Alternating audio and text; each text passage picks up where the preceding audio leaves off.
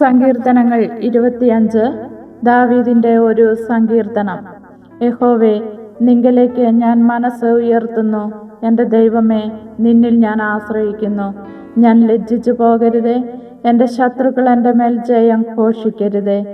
നിന്നെ കാത്തിരിക്കുന്ന ഒരുത്തനും ലജ്ജിച്ചു പോകയില്ല.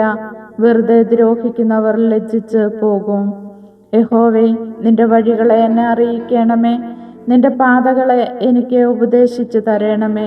നിന്റെ സത്യത്തിൽ എന്നെ നടത്തി എന്നെ പഠിപ്പിക്കണമേ. നീ എൻ്റെ രക്ഷയുടെ ദൈവമാകുന്നുവല്ലോ. ദിവസം മുഴുവനും ഞാൻ നിങ്കൽ പ്രത്യാശ വയ്ക്കുന്നു. യഹോവേ, നിന്റെ കരുണയും ദയയും ഓർക്കണമേ. അവ പണ്ട് പണ്ടേയുള്ളവയല്ലോ. എൻ്റെ ബാല്യത്തിലെ പാവങ്ങളെയും എൻ്റെ ലംഘനങ്ങളെയും ഓർക്കരുതേ. യഹോവേ, നിന്റെ കൃപപ്രകാരം നിന്റെ ദയനിമിത്തം എന്നെ ഓർക്കണമേ.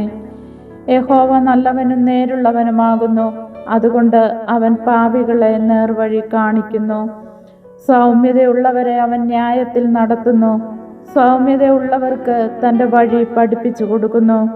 യഹോവയുടെ നിയമവും സാക്ഷ്യങ്ങളും പ്രമാണിക്കുന്നവർക്ക് അവൻ്റെ പാതകളൊക്കെയും ദയയും സത്യവും ആകുന്നു.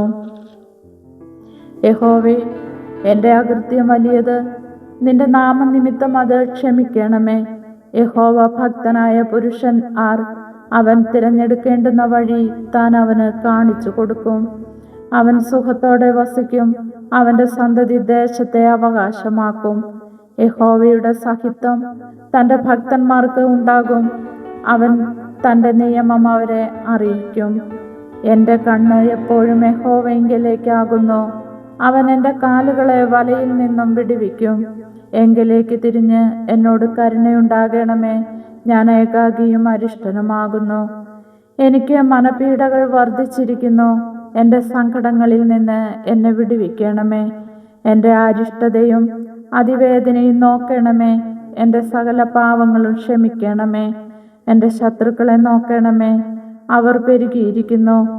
അവർ കഠിനദോഷത്തോടെ എന്നെ ദൂഷിക്കുന്നു. എൻ്റെ പ്രാണനെ കാത്ത് എന്നെ വിടുവിക്കണമേ. നിന്നെ ശരണമാക്കിയിരിക്കിയാൽ ഞാൻ ലജ്ജിച്ചു പോകരുതേ. നിഷ്കളങ്കതയും നേരും എന്നെ പരിപാലിക്കുമാറാകട്ടെ. ഞാൻ നിങ്കൽ പ്രത്യാശ വെച്ചിരിക്കുന്നുവല്ലോ. ദൈവമേ, ഇസ്രായേലിനെ അവൻ്റെ സകല കഷ്ടങ്ങളിൽ നിന്നും വീണ്ടെടുക്കണമേ. ആമേൻ.